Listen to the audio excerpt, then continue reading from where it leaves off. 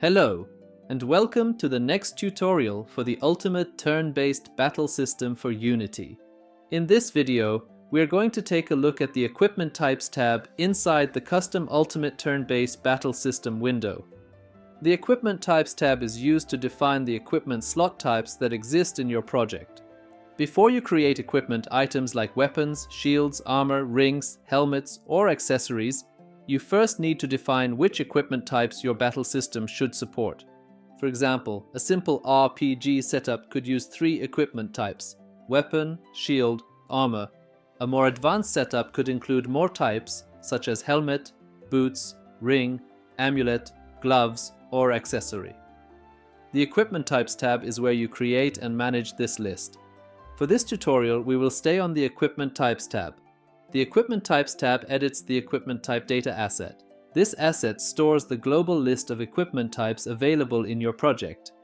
When the tab is opened, it tries to load the equipment type data asset from the database.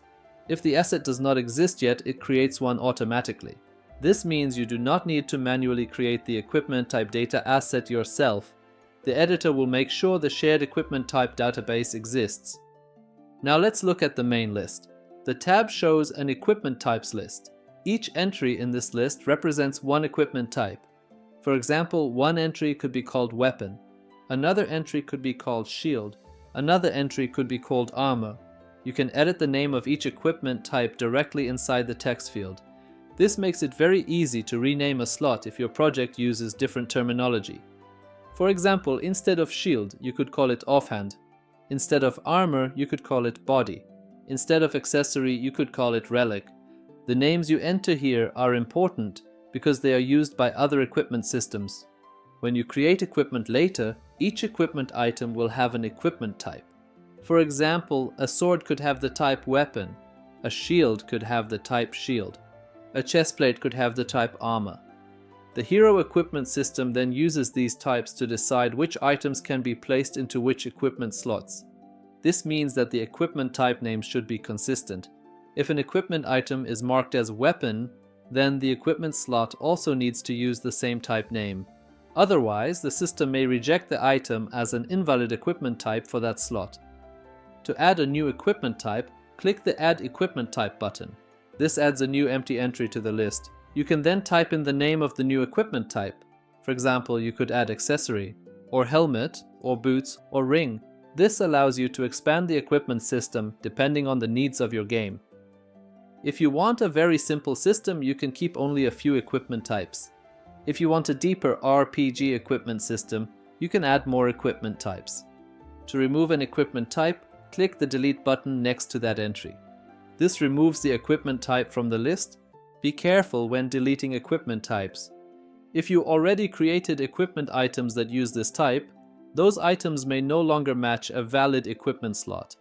For example, if you delete the armor equipment type, any equipment item using the type armor may need to be updated. So it is usually best to define your main equipment types early in the project. You can still change them later, but you should check your existing equipment items afterwards. Now let's talk about how this connects to the equipment system on heroes. When a hero prefab has an equipment system component, the custom inspector can use the equipment type data asset to display the available equipment slots. For each equipment type, the inspector can show a slot where you can assign matching equipment data. For example, if the equipment type data contains weapon, shield, and armor, the hero's equipment system can show those slots. Then you can assign a weapon to the weapon slot, a shield to the shield slot, and armor to the armor slot. The inspector also checks whether the selected equipment item matches the expected equipment type. This prevents assigning the wrong item type to the wrong slot. For example, a sword should go into the weapon slot, a shield should go into the shield slot, armor should go into the armor slot. If an item has a different equipment type, the assignment can be rejected. This helps keep the equipment setup clean and prevents mistakes. The Equipment Types tab is also connected to the Create Equipment tab. When you create a new equipment item, the equipment type determines what kind of slot the item belongs to. For example, if you create an iron sword, you would set its equipment type to weapon. If you create a wooden shield, you would set its equipment type to shield. If you create leather armor, you would set its equipment type to armor. The equipment type is then used later when assigning the item to a hero.